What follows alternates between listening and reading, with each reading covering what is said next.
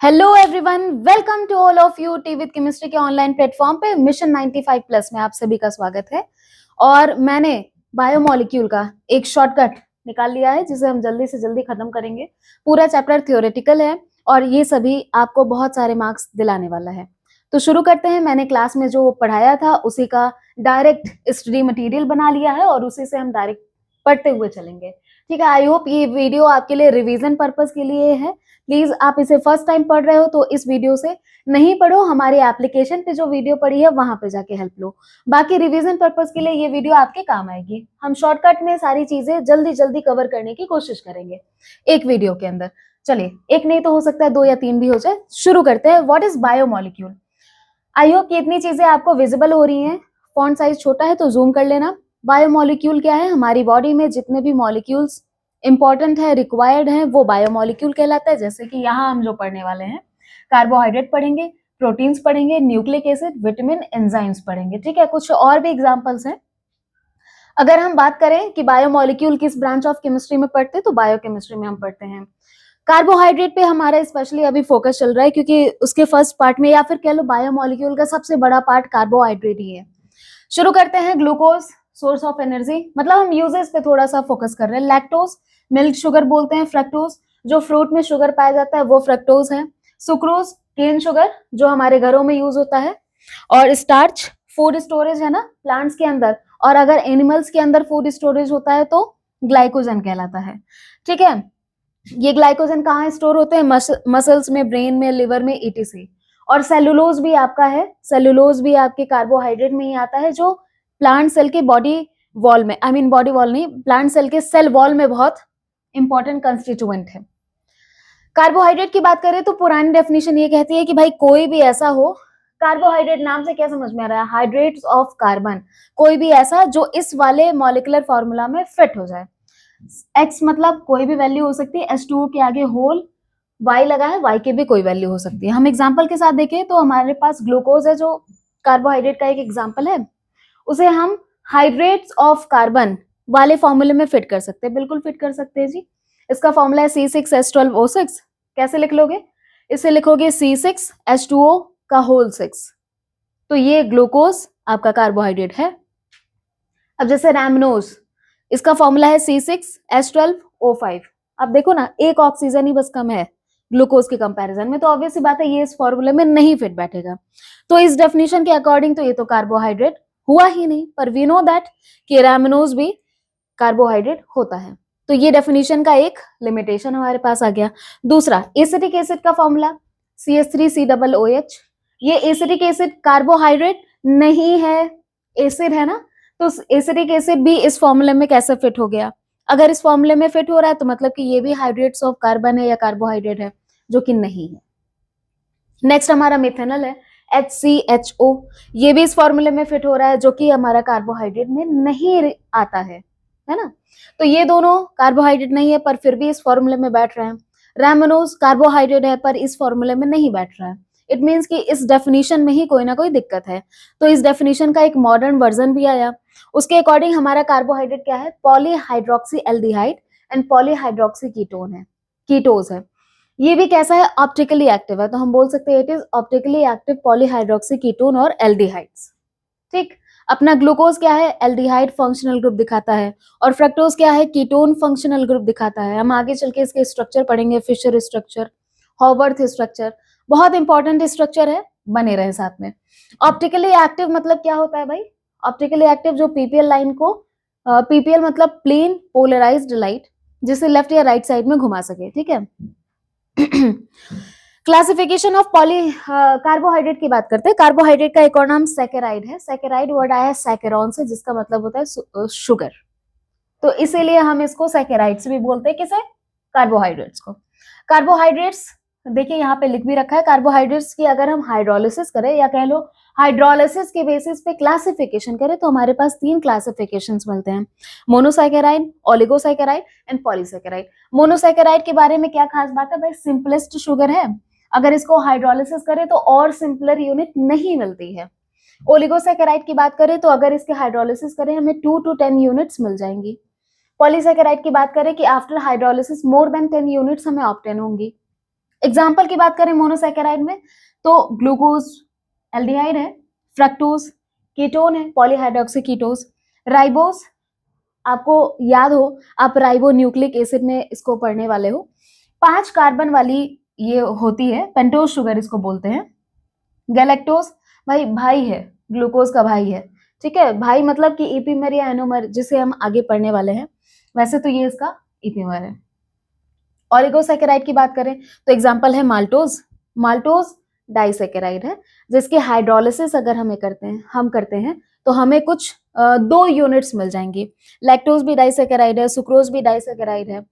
तो हमारे पास फिलहाल तो हमने सारे एग्जांपल डाइसैकेराइड वाले लिख रखे हैं, पर ओलिगोसैकेराइड में आप आफ्टर हाइड्रोलिसिस 2 to 10 यूनिट्स लेते हो, मिल जाती है। पॉलीसैकेराइड में हमारे पास ग्लाइकोजन है, ब्रांच्ड होता है, स्टार्च है, स्टार्च में 2 टाइप के होते हैं, एमाइलोपेक्टिन और एमाइलोज, और हमारे पास सेलुलोज है। ये 3 चीज हम आगे देखने वाले हैं, ठीक है। ओके, क्लासिफिकेशन हम टेस्ट के बेसिस पे भी कर सकते हैं, किसका, कार्बोहाइड्रेट ही अभी चल रहा है, शुगर भी हो सकता है और नॉन शुगर हो सकता है। अगर शुगर की बात करें तो ये क्रिस्टलाइन नेचर के होते हैं, जितने भी शुगर हैं क्रिस्टलाइन नेचर के होते हैं। तो ऑब्वियस सी बात है, नॉन शुगर उसका जस्ट ऑपोजिट एमॉर्फस नेचर का होता है। क्रिस्टलाइन मतलब कि पार्टिकल्स वेल अरेंज्ड होते हैं, एमॉर्फस में रैंडम अरेंज्ड होते हैं। अगर आप क्लास 12 का सॉलिड स्टेट पढ़ रहे होते तो उसमें पहले ही चैप्टर में सॉलिड स्टेट था, जहां पे ये क्रिस्टलाइन और एमॉर्फस नेचर एक्सप्लेन किया हुआ है। फिलहाल तो वो कट चुका है अभी। स्वीट टेस्ट का होता है ये शुगर, ऑब्वियसली बात है, इसका कोई भी टेस्ट हो सकता है, नॉन शुगर है। ये वाटर सॉल्युबल होते हैं, ठीक है, जो शुगर है वो वाटर सॉल्युबल होता है, नॉन शुगर वाटर इनसॉल्युबल होते हैं। एग्जाम्पल की मैं बात करूं कि सारे मोनोसैकेराइड और ओलिगोसैकेराइड शुगर के एग्जाम्पल में आते हैं, उसकी कैटेगरी में आते हैं, शुगर माने जाते हैं, और अपना नॉन शुगर में आता है पॉलीसैकेराइड। रिड्यूसिंग नेचर पे अगर क्लासिफिकेशन करें तो हमारे पास रिड्यूस्ड शुगर और नॉन रिड्यूस्ड शुगर भी मिल जाएंगे। रिड्यूसिंग शुगर जो टीबीएफ, टीबीएफ मतलब Tollens reagent, Benedict reagent and Fehling's reagent, ऐसे करके आप याद कर सकते हो। तो इन रिएजेंट्स को जो रिड्यूस्ड कर दे वो रिड्यूसिंग शुगर, और जो ना रिड्यूस कर पाए वो नॉन रिड्यूसिंग शुगर, ठीक है। एक और तरीके का क्लासिफिकेशन है कि नंबर ऑफ कार्बन कितने हैं। नंबर ऑफ कार्बन भाई 3 कार्बन से ही शुरू करना, अगर 3 कार्बन है तो ट्राइओस, 4 कार्बन है तो रेट्रोस, 5 कार्बन है तो पेंटोस, और 6 कार्बन है तो हेक्सोस एंड सो ऑन। मजे की बात यह है कि अगर उसमें फंक्शनल ग्रुप एल्डिहाइड है या फंक्शनल ग्रुप कीटोन है तो इसके नाम में कुछ प्रीफिक्स लग जाता है, जैसे ये बोलते हैं एल्डोट्राइओस, कीटोन है तो बोलते हैं कीटोट्राइओस। अगर एल्डिहाइड है और 4 कार्बन है तो एल्डोटेट्रोस, अगर कीटोन है और 4 कार्बन है तो कीटोटेट्रोस, और ऐसे हम आगे बढ़ते हैं। अगर एल्डोहेक्सोस की बात करते हैं तो वो ग्लूकोज है, और कीटोहेक्सोस की बात करते हैं तो वो अपना फ्रक्टोज है। बाकी ग्लूकोज और फ्रक्टोज का केमिकल फॉर्मूला सेम होता है, दैट इज C6H12O6। अगर O6 में से एक ऑक्सीजन कम कर दो तो रैमनोज बन जाता है, याद रखेंगे। तो हमारे पास एक और क्लासिफिकेशन बन सकता है कि भाई फंक्शनल ग्रुप कौन से हैं, उस बेसिस पे भी कार्बोहाइड्रेट को अगर डिवाइड करना चाहें तो हमारे पास 2 फंक्शनल ग्रुप है, एल्डिहाइड और कीटोन। आगे बढ़ते हैं, हम ग्लूकोज के बारे में केवल बात करेंगे। ग्लूकोज की प्रिपरेशन यहाँ ई होना चाहिए। ग्लूकोज की प्रिपरेशन हम 2 टाइप से कर सकते हैं। पहला, हाइड्रोलिसिस ऑफ सुक्रोज, सुक्रोज को अगर हाइड्रोलाइज्ड करेंगे तो हमें ग्लूकोज और फ्रक्टोज ये 2 टाइप की यूनिट मिल जाएंगे, ठीक है। यहाँ से हम ग्लूकोज को एक्सट्रैक्ट कर सकते हैं। बाकी हाइड्रोलिसिस में मैंने यहाँ H3O+ लिखा है, इसका ये मतलब कि हाइड्रोलिसिस एसिडिक मीडियम में हो रहा है। हाइड्रोलिसिस वैसे तीनों मोड में हो सकता है, बेसिक मीडियम में, न्यूट्रल में और एसिडिक मीडियम। यहाँ पर हमने एसिडिक मीडियम ले रखा है। चलिए, दूसरा तरीका है ग्लूकोज बनाने का स्टार्च से। आपने स्टार्च को बॉईल कर दिया, अगेन एसिडिक मीडियम में किया है। ये स्टार्च देखिए, स्टार्च के क्या फॉर्मूला लिखा है, C6H12O5 लिखा है और ब्रैकेट के बाहर N लिखा है। अगर इसकी हाइड्रोलिसिस करते हैं तो हमें N नंबर ऑफ C6H12O6 मिल जाते हैं। इस बात का ध्यान रखिएगा, थोड़ा सा चीजें अगर गड़बड़ होती हैं तो ये रिएक्शन ही गलत हो जाएगी ना, ठीक है। स्ट्रक्चर ऑफ ग्लूकोज की बात करते हैं, इसका केमिकल फॉर्मूला है C6H12O6। अब इसके स्ट्रक्चर को प्रूफ करने के लिए हमारे पास कुछ रिएक्शंस है। जैसे पहली बार ग्लूकोज को HI से रिएक्ट कराया तो हमें मिला N हेक्सेन। N हेक्सेन ये बताता है कि भाई सारे कार्बन सिंगल चेन में ही लगे हुए हैं, कार्बन के साथ कोई ब्रांचिंग नहीं है, और सारे कार्बन 6 मतलब कार्बन एक ही साथ लगे हैं, स्ट्रेट चेन बना रहे हैं, ठीक। अब तीसरा क्या है, फॉर्मूला हो गया, दूसरा HI से रिएक्शन हो गया। नेक्स्ट हो गया हमने इसका हाइड्रोक्सिल अमीन से रिएक्शन कराया, और हाइड्रोक्सिल अमीन क्या कर रहा है, देखिए ध्यान से। हाइड्रोक्सिल अमीन का फॉर्मूला NH2OH। यहाँ पे नाइट्रोजन और ऑक्सीजन दोनों ही हैं, दोनों में से किसकी इलेक्ट्रोनेगेटिविटी कम है वो अटैक करेगा कार्बन पे। यहाँ जो कार्बोनिल कार्बन है उस पे पॉजिटिव चार्ज जनरेट होगा, ये इलेक्ट्रोफिलिक कार्बोनिल कार्बन पे नाइट्रोजन आके अटैच कर रहा है, और ये जो डबल बॉन्ड O है उसे रिप्लेस कर रहा है, और कुछ ऐसा स्ट्रक्चर हमें देखने को मिल रहा है। अगर आपकी ऑर्गेनिक केमिस्ट्री अच्छी है तो आप बखूबी इस मैकेनिज्म को देख पा रहे हो कि कैसे नाइट्रोजन कार्बोनिल कार्बन पे अटैक कर रहा है, पाई बॉन्ड टूट रहा है, और फिर ऑक्सीजन पे माइनस चार्ज क्रिएट हो रहा है, फिर नाइट्रोजन ने दोबारा अटैक किया और सीधे ऑक्सीजन रिलीज ही हो गया। बहरहाल हमारे पास ये चीज मिल रही है, और यहाँ पर एक ग्रुप मिल रहा है हमें ऑक्साइन। ये ओवरऑल मॉलिक्यूल ऑक्साइन कहला रहा है। यहाँ C डबल बॉन्ड N और N पे लगा हुआ एक OH। N के एक साइड में लोन पेयर है और दूसरे साइड पे OH है, और इनका फ्लक्चुएशन भी होता रहता है। खैर ये डेप्थ वाली बात हो गई, हम अपना ऑक्साइन बनाकर छोड़ेंगे जो एक बात की पुष्टि करता है, कंफर्मेशन करता है कि यहाँ पे कार्बोनिल प्रेजेंट है। ठीक, हाइड्रोक्सिल अमीन से रिएक्शन क्या बात का कंफर्मेशन कर रहा है कि भाई इस मॉलिक्यूल में 6 मेंबर्ड चेन में आपका कार्बोनिल प्रेजेंट है। नेक्स्ट की अगर हम बात करें तो it will react with HCN।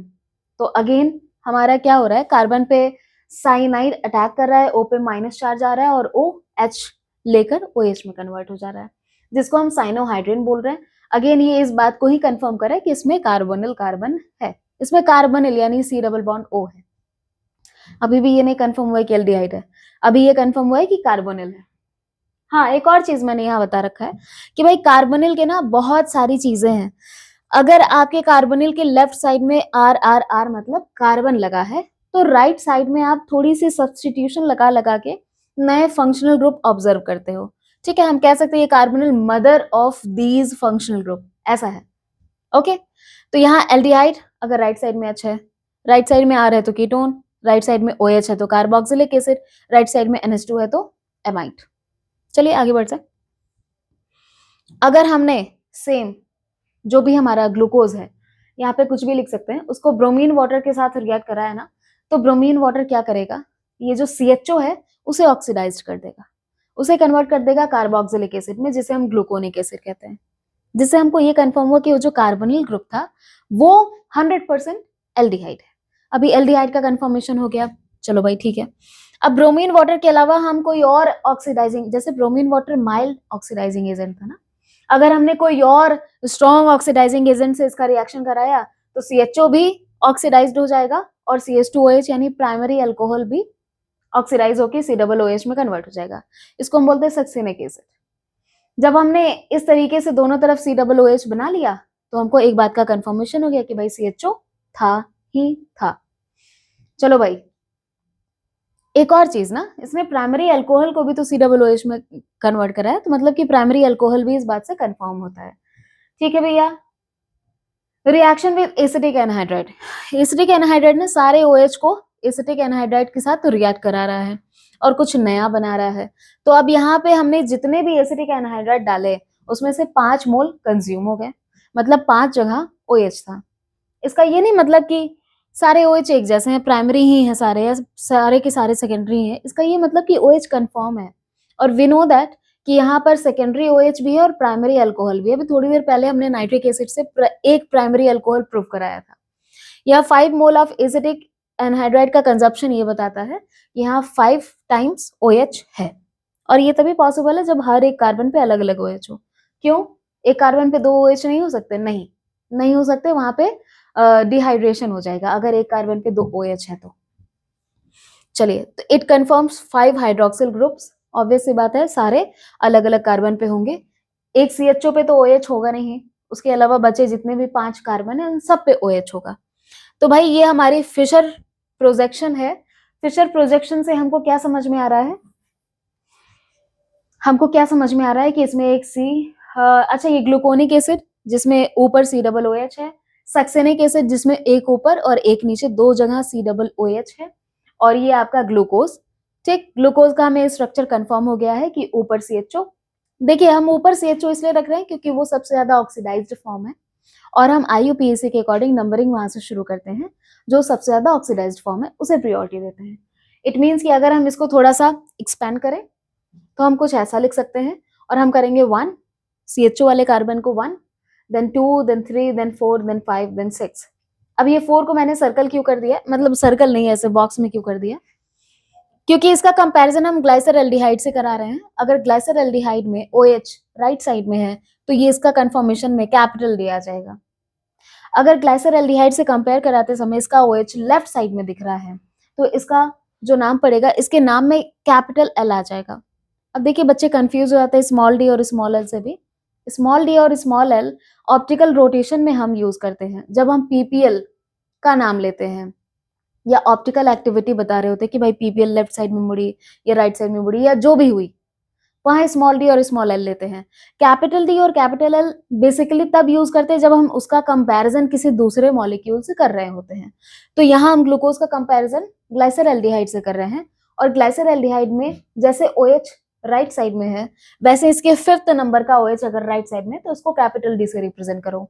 अगर इसका OH लेफ्ट साइड में है तो इसे कैपिटल L से रिप्रेजेंट करोगे। वैसे तो सारे के सारे अपना ग्लूकोज डेक्स्ट्रो रोटेटरी होते हैं, यानी PPL लाइट को राइट साइड में घुमा रहे होते हैं, इसलिए यहाँ पे प्लस का साइन होता है। और सारे के सारे कार्बोहाइड्रेट को हम डेक्स्ट्रोज बोलते हैं। ठीक, ग्लूकोज को हम डेक्स्ट्रोज बोलते हैं, ग्लूकोज को हम डेक्स्ट्रोज बोलते हैं, कार्बोहाइड्रेट को नहीं। हमने एक चीज कंफर्म कर ली कि हम कैपिटल D कब लगाते हैं, स्मॉल d और स्मॉल l कब लगाते हैं। हाँ, ये प्लस साइन क्या है, वही ऑप्टिकल रोटेशन के लिए हमें दिखता है। प्लस साइन ऑप्टिकल रोटेशन में ही दिखता है, माइनस साइन भी ऑप्टिकल रोटेशन के टाइम ही दिखता है। और यहाँ पे लिख भी रखा है कि भाई आप ग्लूकोज को डेक्स्ट्रोज कहते हो। चलिए, ग्लाइसर एल्डिहाइड से कंपैरिजन हो गया, प्लस माइनस हो गया, स्मॉल d स्मॉल l हो गया, कैपिटल D कैपिटल L हो गया। ठीक है, PPL का फुल फॉर्म है प्लेन पोलराइज्ड लाइट। चलो भाई, ठीक है, अब हम आते हैं एक और चीज था, ये ना इसमें CHO है लेकिन इसके लिए सिर्फ टेस्ट नहीं दे रहा। इसका क्या मतलब हुआ, मतलब CHO तो कंफर्म है, फिशर ने बता रखा था CHO कंफर्म था, हमने अभी रिएक्शन भी देखी है, पर अगेन ये सिर्फ टेस्ट नहीं दे रहा। सिर्फ टेस्ट क्यों देना चाहिए, क्योंकि ये बताता है कि एल्डिहाइड प्रेजेंट है या नहीं है। अगर ये सिर्फ टेस्ट नहीं दे रहा तो मतलब कि एल्डिहाइड इसका कहीं ना कहीं इन्वॉल्व हो रखा है।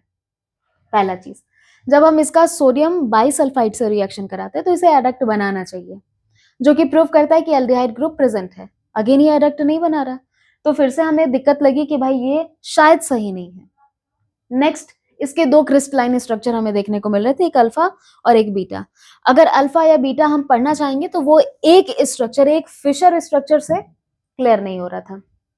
हमें लगा कि इस स्ट्रक्चर में थोड़े से मॉडिफिकेशन की जरूरत है, तो फिर हमें हॉवर्थ प्रोजेक्शन देखने को मिला।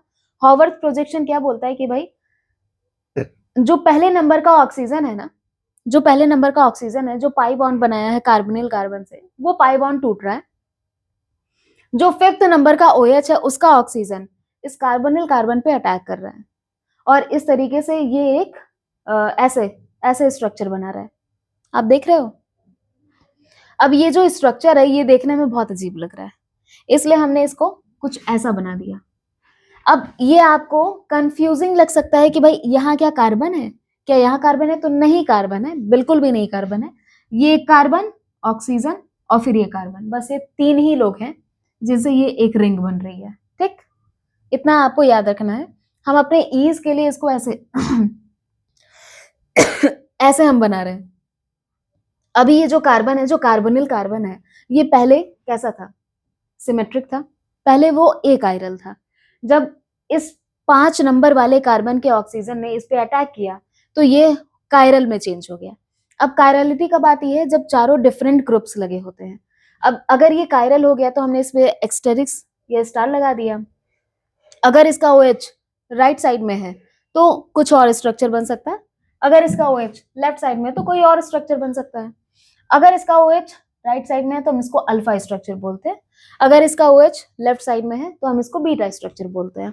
अब चूंकि एक कार्बन से हमें 2 क्रिस्टलाइन स्ट्रक्चर देखने को मिल रहा है, एक कार्बन पे जस्ट फ्लिप ऑफ OH से हमें 2 स्ट्रक्चर देखने को मिल रहा है, इसलिए हमने इस कार्बन का एक नया नाम रख दिया, that is called anomeric carbon, जहां से हमें 2 क्रिस्टलाइन स्ट्रक्चर देखने को मिलते हैं, अल्फा एंड बीटा। इसके अलावा अगर किसी भी कार्बन पे ऐसा फ्लिप देखने को मिलेगा तो वो ईपीमर शो करेगा। ठीक है, तो इतना चीज आई होप क्लियर हो गया। इसे एक बार नोट करिए, 2 मिनट।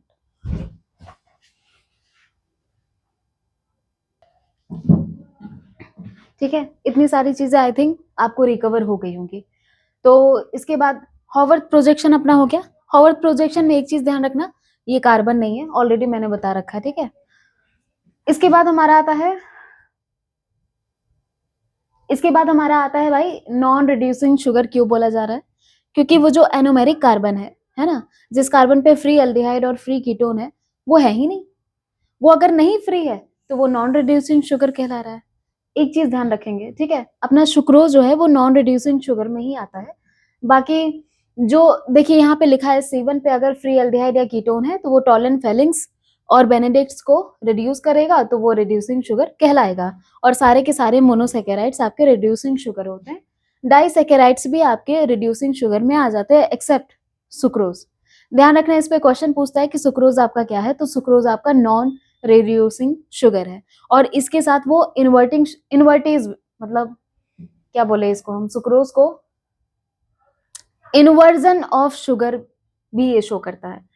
इन्वर्जन कैसे शो कर, invert sugar, yes invert sugar. ठीक है, तो सुक्रोज को हम इनवर्ट शुगर भी कहते हैं। एक्चुअली मैंने एंजाइम पढ़ाया था ना, तो मुझसे वहां से इन्वर्टेज याद आ रहा था। सुक्रोज की जब हाइड्रोलिसिस होती है तो उसमें जो एंजाइम लगता है दैट इज कॉल्ड इन्वर्टेज। और सुक्रोज को हम इनवर्ट शुगर इसलिए बोलते हैं क्योंकि ये पहले पहले जो ऑप्टिकल रोटेशन शो करता है वो पॉजिटिव नेचर का शो करता है, लेकिन जब इसकी हाइड्रोलिसिस होती है और 2 ग्लूकोज और फ्रक्टोज प्रोड्यूस होते हैं, उन दोनों में नेगेटिव, नेगेटिव नहीं बोल सकते, माइनस साइन का जो ऑप्टिकल एक्टिविटी है वो ज्यादा हो जाता है। तो पहले ये पॉजिटिव शो कर रहा है, बाद में ये नेगेटिव शो कर रहा है, जिससे ऑप्टिकल रोटेशन पलटा हुआ नजर आ रहा है, और दैट्स वाई इसको हम इनवर्ट शुगर बोलते हैं। अब ऐसे आप लिखोगे नहीं डेफिनेशन में, ऑब्वियस सी बात है, एक बार लिखने का तरीका देख लेना, आपकी एनसीईआरटी में लाइन बाय लाइन बहुत अच्छे से दिया हुआ है। चलिए हम आगे बढ़ते हैं। ये चीजें आपको मेमोराइज करनी पड़ेंगी कि जैसे ही आप क्वेश्चन देखें आपको तुरंत हिट करे कि मेरा ये आंसर होने वाला है। बाकी लिखने की कला आपको तो सुधारनी ही पड़ेगी मेरे दोस्त। चलो आगे बढ़ते हैं। जो ग्लूकोज है ना, आपने देख रखा है कि कार्बोनिल कार्बन पे 5 नंबर वाले कार्बन पे जो ऑक्सीजन है उसने अटैक किया है और उसने एक रिंग बना ली है। ये आपका ग्लूकोज रहा।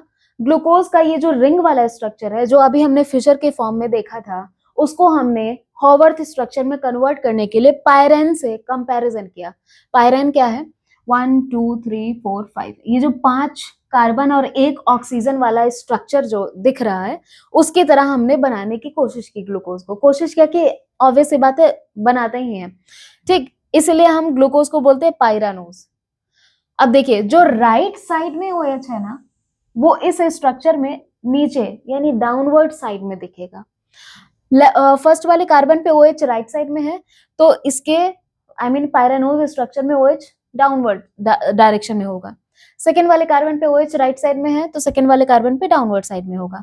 ऐसे करके हम पांचों कार्बन पे देख लेंगे। छठे वाले कार्बन पे क्या होता है ना, इन दोनों में से जिसका मॉलिक्यूलर मास ज्यादा होता है उसे ऊपर की तरफ बना देते हैं। ऑब्वियस सी बात है, लास्ट वाले कार्बन पे एक H है और एक CH2OH है, तो CH2OH को आप ऊपर बना देना। अगर OH राइट साइड में है तो आप अल्फा बोल रहे हो, राइट साइड का मतलब होता है डाउनवर्ड, तो आप अल्फा बोल रहे हो। अगर OH लेफ्ट साइड में है, लेफ्ट साइड का मतलब होता है OH अपवर्ड पायरानोज स्ट्रक्चर में, तो उसे आप बीटा बोलोगे। ठीक, तो अल्फा पायरानोज में OH डाउनवर्ड में होता है, बीटा पायरानोज में OH अपवर्ड में होता है। भाई इसमें हमको हेमी एसिटल ग्रुप देखने को मिल रहा है। अब हेमी एसिटल क्या होता है? एक कार्बन पे 2 OH नहीं एग्जिस्ट करते, पर एक कार्बन पे एक OH और उसी कार्बन पे एक OR, मतलब O और उसके बगल में कार्बन, ये तो एग्जिस्ट करता है। बिल्कुल, यहाँ पे कार्बन पे ही OH है और इसी कार्बन पे OR है। R मतलब कार्बन की कोई भी चेन या अकेला कार्बन। कैसे दिख रहा है हमें? ये जो फर्स्ट वाला कार्बन है ना, जो एनोमेरिक कार्बन है, यहां से ऑक्सीजन और कार्बन, ये OR दिख गया और इसी वाले कार्बन पे OH भी दिख गया। तो हमारे पास एक हेमी एसिटल कार्बन मौजूद है हमारे ग्लूकोज के अंदर, और कोई ऐसा कार्बन नहीं है जो हेमी एसिटल टाइप है, आप देख सकते हैं। ठीक है, तो याद रखेंगे हेमी एसिटल ग्रुप कहाँ है, एनोमेरिक कार्बन पे ही हेमी एसिटल ग्रुप भी है। चलो भाई, हाँ, जो C1 पे OH का फ्लिप देखने को मिल रहा था, उसको हम उसके कारण हम जो अल्फा बीटा स्ट्रक्चर प्राप्त कर रहे हैं, जो हमें मिल रहा है, जिसे हमने एनोमर बोल दिया है ऑलरेडी, वो एक्चुअल में स्टीरियो आइसोमर्स है। वो एक्चुअल में क्या है, स्टीरियो आइसोमर्स है। ध्यान रखिएगा, उनकी स्टीरियो चेंज हुई, उनका डायरेक्शन, उनका स्पेशल अरेंजमेंट चेंज हुआ है, इसीलिए वो स्टीरियो आइसोमर्स है। और बेसिकली उस स्टीरियो आइसोमर्स को हम एनोमर्स बुला रहे हैं, याद रखोगे। अगर C1 कार्बन पे OH का डायरेक्शन उल्टा है तो एनोमर, बाकी किसी कार्बन पे OH का डायरेक्शन उल्टा पलटा है तो वो इपीमर।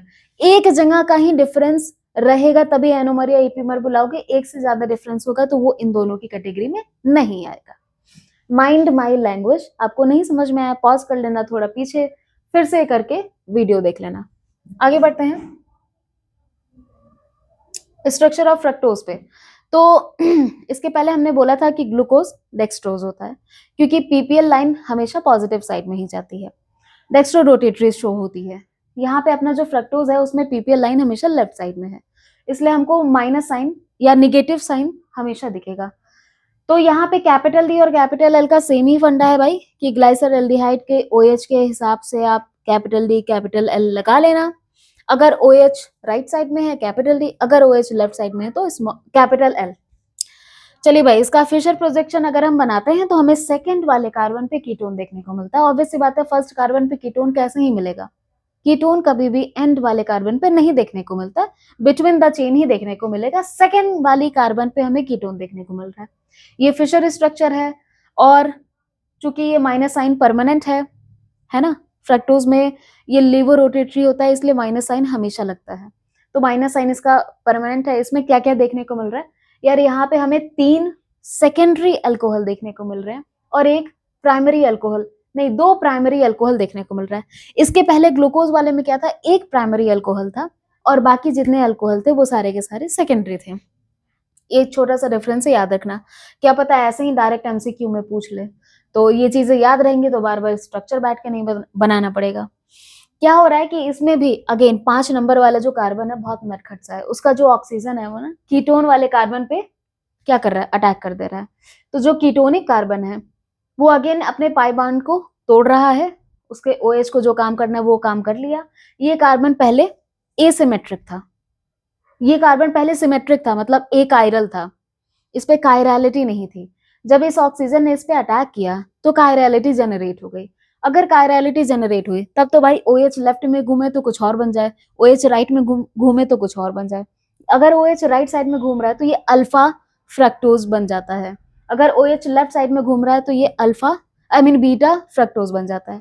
ऑब्वियस सी बात है, इससे 2 क्रिस्टलाइन स्ट्रक्चर देखने को मिल रहा है। तो अगेन हमारे पास फिर से ये कैसा कार्बन हुआ, जैसा कि हमने पहले ही पढ़ा है, एनोमेरिक कार्बन हुआ। तो ये जो C1 पे डिफरेंस हमको देखने को मिल रहा था ग्लूकोज में, वो डिफरेंस हमें यहाँ C2 पे देखने को मिल रहा है। तो ध्यान दीजिएगा, एनोमेरिक कार्बन ग्लूकोज के केस में C1 है, एनोमेरिक कार्बन फ्रक्टोज के केस में C2 है।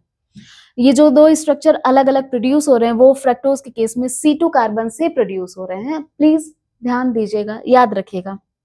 अब हमने अल्फा फ्रक्टोज बनाया, हमने बीटा फ्रक्टोज बनाया। अब एक और चीज, इसका हमने फिशर स्ट्रक्चर देखा, इसका भी हमें हॉवर्थ स्ट्रक्चर देखना पड़ेगा।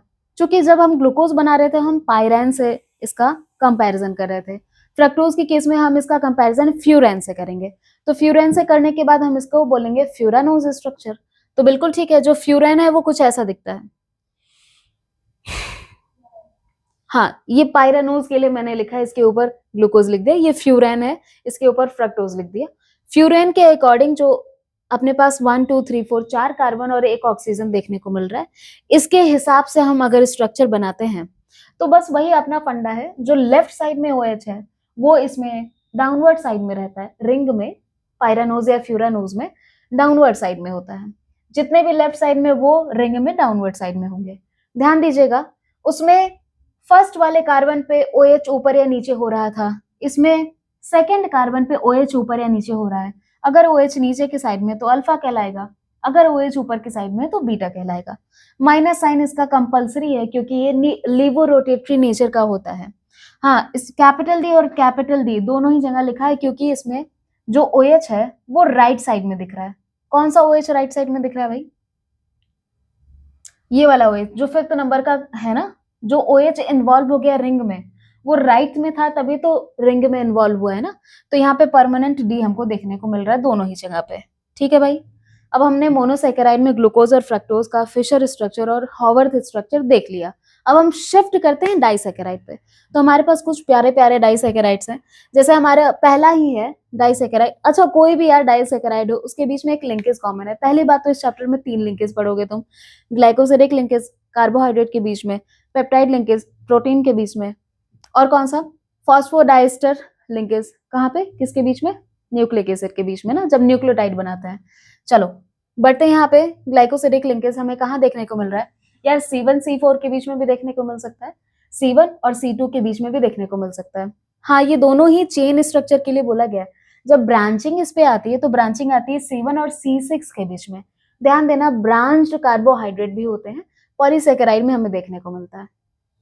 चलो भैया, सुक्रोज की बात कर रहे थे ना तुम, सुक्रोज को हाइड्रोलिसिस किया, ग्लूकोज और फ्रक्टोज आ गया।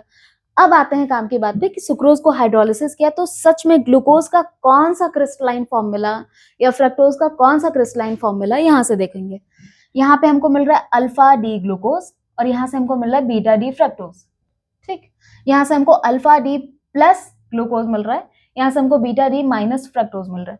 फ्रक्टोज लिवो रोटेटरी नेचर का इसलिए माइनस लगा, ग्लूकोज डेक्स्ट्रो रोटेटरी नेचर का इसलिए प्लस लगा। सारे ग्लूकोज डेक्स्ट्रोज होते हैं, सारे फ्रक्टोज लिवो रोटेटरी होते हैं। बीटा क्यों है? क्योंकि OH अपवर्ड में होगा, है ना, सेकंड वाला सेकंड कार्बन पे OH, फर्स्ट कार्बन पे OH डाउनवर्ड में, इसलिए अल्फा है। कैपिटल D क्यों है भाई? क्योंकि OH ग्लाइसर एल्डिहाइड से हमने क्या कराया, कंपेयर कराया, जो कि राइट साइड में है दोनों ही केस में। ठीक है भैया, सुक्रोज का हाइड्रोलिसिस हो गया भाई। हमने अल्फा डी ग्लूकोज बना लिया, हमने बीटा डी फ्रक्टोज बना लिया। अब हम इसमें क्या कर सकते हैं? सुक्रोज बनाने में थोड़ी सी दिक्कत है। कभी भी हम कोई मॉलिक्यूल ना ऐसे नहीं कर सकते। कभी भी हम कोई मॉलिक्यूल, जैसे मान लो तुमने ये कुछ बना लिया है, कोई भी स्ट्रक्चर बना लिया, इसको ना ऐसे पेज जैसे पलटते हैं, ऐसे नहीं पलट सकते तुम, गलत हो जाएगा, पाप हो जाएगा। अगर तुमने ऐसे इसको पलटा ना, अगर तुमने इसको ऐसे पलट दिया तो मान लो इसका OH अगर नीचे है और तुमने ऐसे पलटा है, तो अब इसको पुराने वाले स्ट्रक्चर में बनाने के लिए तुम्हें OH ऊपर करना पड़ेगा। जो जो यहाँ पे डाउनवर्ड साइड में है वो सब तुमको अपवर्ड साइड में करना पड़ेगा। ठीक है, जब भी हम किसी स्ट्रक्चर को ऐसे पेज की तरह पलटते हैं तो जो भी बॉन्ड्स नीचे के साइड में है वो पलटे हुए स्ट्रक्चर में ऊपर के साइड हो जाता है। ठीक है, याद रखना। तो जब सुक्रोज का स्ट्रक्चर बनाना तो हम देखते हैं इसमें जो अल्फा डी ग्लूकोज है वो तो अपने ही जैसा होता है, लेकिन बीटा डी ग्लूकोज को हम ऐसे पलटना पड़ता है ताकि ग्लाइकोसिडिक लिंकेज दिख जाए आंख से, सही दिखे, साफ सुथरा दिखे। बस अपने कन्वीनियंस के लिए हम इसको पलटते हैं। जब हम इसको पलटते हैं तो ये जो बॉन्ड नीचे है, मतलब पहले जो नीचे था, जैसे ये बीटा डी ग्लूकोज है, फ्रक्टोज आई मीन, यहाँ OH ऊपर है ना सेकेंड वाले कार्बन पे, देखो ये सेकेंड वाला कार्बन है, इसमें OH नीचे हो गया। देखो थर्ड वाले कार्बन पे OH है ना, थर्ड वाले कार्बन पे OH नीचे हो गया। फोर्थ वाले कार्बन पे OH नीचे है ना, फोर्थ वाले कार्बन पे OH ऊपर हो गया। फिफ्थ वाले कार्बन पे CH2OH ऊपर है ना, फिफ्थ वाले कार्बन पे CH2OH नीचे हो गया। तो ऐसे आपको बॉन्ड उल्टा करना होगा। अब फर्स्ट वाले और सेकंड वाले यानी अल्फा डी ग्लूकोज का C1 और बीटा डी फ्रक्टोज का C2, ये आप इससे जुड़े हुए जो OH हैं उनका आप डिहाइड्रेशन करा देना। बीच में जो ऑक्सीजन की लिंकेज बन रही है that is called glycosidic linkage. तो यहां से हमने 2 मोनोसैकेराइड जोड़ करके एक डाइसैकेराइड क्रिएट कर लिया और हमने अपना सुक्रोज बना लिया। ठीक है भाई, यहाँ ग्लाइकोसिडिक लिंकेज किस पे देखने को मिली? C1 of glucose and C2 of fructose पे देखने को मिली। माल्टोज को जब हम हाइड्रोलिसिस पे झोंकते हैं तो हमें ग्लूकोज केवल मिलता है। ठीक, माल्टोज भी क्या है? डाइसैकेराइड। यहाँ से कैसा ग्लूकोज मिल रहा है? अल्फा डी ग्लूकोज मिल रहा है। इसका ये मतलब कि अल्फा डी ग्लूकोज कौन से लिंकेज से जुड़े हुए थे? ग्लाइकोसिडिक लिंकेज से जुड़े हुए थे। अब यहाँ पे ग्लाइकोसिडिक लिंकेज C1 और C2 के बीच में था, कहाँ पे? सुक्रोज में। माल्टोज में ग्लाइकोसिडिक लिंकेज किसके किसके बीच है? C1 और C4 के बीच में। तो आपको भैया याद भी रखना पड़ेगा। वैसे तो ग्लाइकोसिडिक लिंकेज C1 C2 या C1 C4 के बीच में दिखता है अगर वो चेन में है, ब्रांचिंग में है तो C1 C6 के बीच में दिखता है। बस इन तीनों के अलावा और वैरायटी इस चैप्टर में एनसीईआरटी के अकॉर्डिंग नहीं देखने को मिलेगी। चलो भाई, माल्टोज को भी हम बना लेते हैं। अल्फा डी ग्लूकोज सीधा सीधा बनाया, अल्फा डी ग्लूकोज सीधा सीधा बनाया, कुछ उल्टा पल्टा नहीं किया। C1 कार्बन C4 कार्बन, करा दो डिहाइड्रेशन। क्या कराया, यहाँ से OH और यहाँ से हाइड्रोजन भगा दिया, ये ऑक्सीजन बीच में लग गया। क्या नाम पड़ जाएगा इसका, ग्लाइकोसिडिक लिंकेज नाम पड़ जाएगा। बनाते ना अपना आराम से। लैक्टोज की भी जब हाइड्रोलिसिस कराते हैं तो भैया ग्लूकोज और गैलेक्टोज मिलता है, ग्लूकोज और लैक्टोज से गैलेक्टोज मिलता है। तो यहाँ पे एक बहुत छोटा सा डिफरेंस है। हमने अल्फा डी ग्लूकोज बना दिया, ध्यान देना, और हम ना ग्लूकोज ही बना रहे थे, बस हमसे गलती से फोर्थ वाले कार्बन पे 1 2 3 4 फोर्थ वाले कार्बन पे OH का रिवर्सल हो गया, बस इतनी सी बात। C1 पे नहीं है इसलिए एनोमर नहीं है, C4 पे रिवर्सल है, बस एक जगह रिवर्सल है इसलिए ये ईपीमर है। तो ग्लूकोज और गैलेक्टोज दोनों भाई भाई हैं, ईपीमर कहलाता है। OH फोर्थ नंबर वाली जो कार्बन पे, उस पे डायरेक्शन का डिफरेंस देखने को मिलता है। ग्लूकोज बना लेना, गैलेक्टोज बना लेना, बार बार भूल जाते हो तो पहले फिशर स्ट्रक्चर बना लेना, उसके बाद उसका हॉवर्थ कन्वर्ट कर लेना। हॉवर्थ में जब कन्वर्जन करोगे तो अपना आराम से ग्लाइकोसिडिक लिंकेज बना लेना। फिर से पॉइंट आता है कि ग्लाइकोसिडिक लिंकेज कौन कौन से कार्बन के बीच बनेगा, तो भैया यहाँ पे C1 और C4 के बीच में बनेगा, बिल्कुल वैसे ही जैसे कि तुमने माल्टोज में बनाया था। C1 और C4 के बीच में, बिल्कुल वैसे ही जैसे तुमने माल्टोज में बनाया था, वैसे ही तुम लैक्टोज में भी बना लेना। ठीक है, आगे बढ़े। याद रखना कि लैक्टोज में जो हमें गैलेक्टोज और ग्लूकोज मिल रहे हैं, दोनों ही भाई बीटा वर्जन में मिल रहे हैं, बीटा गैलेक्टोज बीटा ग्लूकोज। तो इसमें तो अपना काम आसान हो गया ना, अल्फा कुछ भी नहीं लिया, सब बीटा बीटा में ही लिया। एक साथ मैंने लिख दिया सुक्रोज, हाइड्रोलिसिस के बाद alpha D glucose beta D fructose, glycosidic linkage C1 और C2 के बीच। माल्टोज, हाइड्रोलिसिस के बाद 2 molecule of alpha D glucose बनाएगा। कहाँ कहाँ पे है लिंकेज, C1 और C4 के बीच में। लैक्टोज की हाइड्रोलिसिस कराओगे तुम्हें बीटा डी गैलेक्टोज और बीटा डी ग्लूकोज मिलेगा। कहाँ कहाँ पे लिंकेज है, C1 और C4 के बीच में। यार इनवर्ट शुगर तो पहले ही बता चुके हैं ना, सुक्रोज को कहते हैं इनवर्ट शुगर। पहले ये कौन सी ऑप्टिकल रोटेशन शो कर रहा है, पॉजिटिव टाइप की। जब इसकी हाइड्रोलिसिस कराएं तो इन दोनों में देखो, वैसे तो जरूरी नहीं है लेकिन ठीक है मैंने लिखा, तुम भी देख लो। ग्लूकोज का आया ऑप्टिकल रोटेशन +52.5, फ्रक्टोज का आया -91.4। ये नंबर्स हो सकते हैं सही भी ना हो, मुझे जो उस समय याद आ रहा था वो मैंने लिख के बढ़ा दिया। ये नंबर्स याद नहीं रखिएगा। इन दोनों में से ज्यादा क्या है, निगेटिव ऑप्टिकल रोटेशन वाला ना, जिसपे माइनस साइन है। तो ऑब्वियस सी बात है ये +52.5 और -52.5 न्यूट्रलाइज हो जाएंगे, और एक्स्ट्रा में कौन बच रहा है, ये। तो इस पूरे मिक्सचर का ऑप्टिकल रोटेशन इसके अकॉर्डिंग आ जाएगा, मतलब माइनस में जाएगा। तो अगर इस मिक्सचर का ऑप्टिकल रोटेशन माइनस में है, पर शुरू शुरू में यार तो प्लस में था, अगर ये प्लस से अपना ऑप्टिकल रोटेशन चेंज करके नेगेटिव में चला गया है, तो इसने अपना ऑप्टिकल रोटेशन इन्वर्ट किया है, उल्टा किया है। That's why sucrose is known as invert sugar. इतनी चीजें आपको लिखनी पड़ेंगी और ऐसा एग्जांपल आपको देना पड़ेगा। आप ये नंबर स्किप कर सकते हो, लेकिन आपको एक्सप्लेनेशन मोड में बातें तो बतानी पड़ेंगी। चलो भैया पॉलीसैकेराइड पे आ जाते हैं।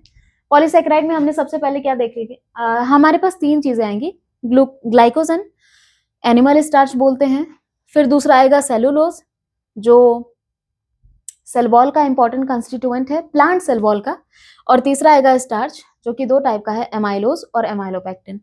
एमाइलोज आपके चेन स्ट्रक्चर में आते हैं, जिनमें अल्फा लिंकेज देखने को मिलता है। अल्फा लिंकेज मतलब अल्फा अल्फा ही स्ट्रक्चर है। एमाइलोपेक्टिन में भी अल्फा लिंकेज देखने को मिलता है। तो मैडम सब जगह अल्फा लिंकेज देखने को मिल रहा है, तो फायदा क्या बताने से, कहीं ऐसी भी जगह हम देखेंगे जहां अल्फा लिंकेज नहीं मिलता है।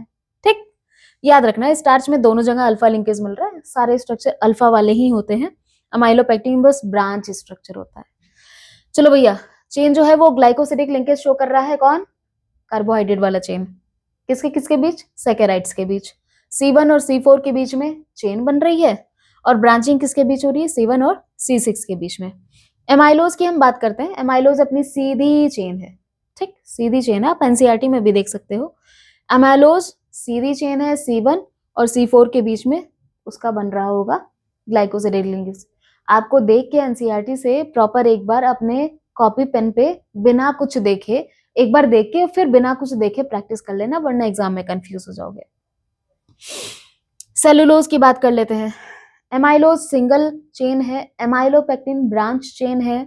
एमाइलोज में C1 C4 के बीच में बना लेना ग्लाइकोसिडिक लिंकेज, और जब ब्रांचिंग में आना यानी एमाइलोपेक्टिन में आना तो C1 C4 के बीच में भी रहेगा। ऐसे दूसरी भी पैरेलल लेयर गुजरेगी और वो C1 मतलब जो खाली है उसका C1 और दूसरे वाले का C6, इसके बीच में एक ग्लाइकोसिडिक लिंकेज जनरेट करेगा। चलो भैया सेलुलोज पे आ जाते हैं। सेलुलोज पे बीटा लिंकेज देखने को मिलता है। तो स्टार्च में दोनों जगह अल्फा लिंकेज देखने को मिला, पर सेलुलोज में हमें बीटा लिंकेज देखने को मिल रहा है। ये भी स्ट्रेट चेन जैसे ही है, C1 C4 के बीच में ही स्ट्रक्चर देखने को मिल रहा है। ग्लाइकोजन की बात कर लेते हैं। ग्लाइकोजन एकदम एमाइलोपेक्टिन जैसा है, इवन उससे ज्यादा ही ब्रांचिंग है इसके अंदर। ग्लाइकोजन हमारे लीवर, मसल और ब्रेन में स्टोर्ड होता है, और इसका काम क्या है भाई, ग्लाइकोजन ग्लूकोज प्रोड्यूस करता है, ग्लूकोज से हमें एनर्जी मिलती है। तो हमारी बॉडी को जब एनर्जी चाहिए होती है तो वो किसके पास जाता है भीख मांगने, ग्लाइकोजन के पास जाता है। चलो भाई, यहाँ लिख रखा है similar structure to amylopectin even having more branch in these molecules. ठीक है, ग्लाइकोजन जो है वो ईस्ट और फंजाई में भी हमें देखने को मिल जाता है। हम अगर इसका ब्रेक डाउन करते तो हमें केवल और केवल ग्लूकोज मिलता है। ये मैंने किसी बच्चे को होमवर्क दिया था, जो बच्चे पढ़ रहे थे उन्हें होमवर्क दिया था, तुम भी याद रख लो।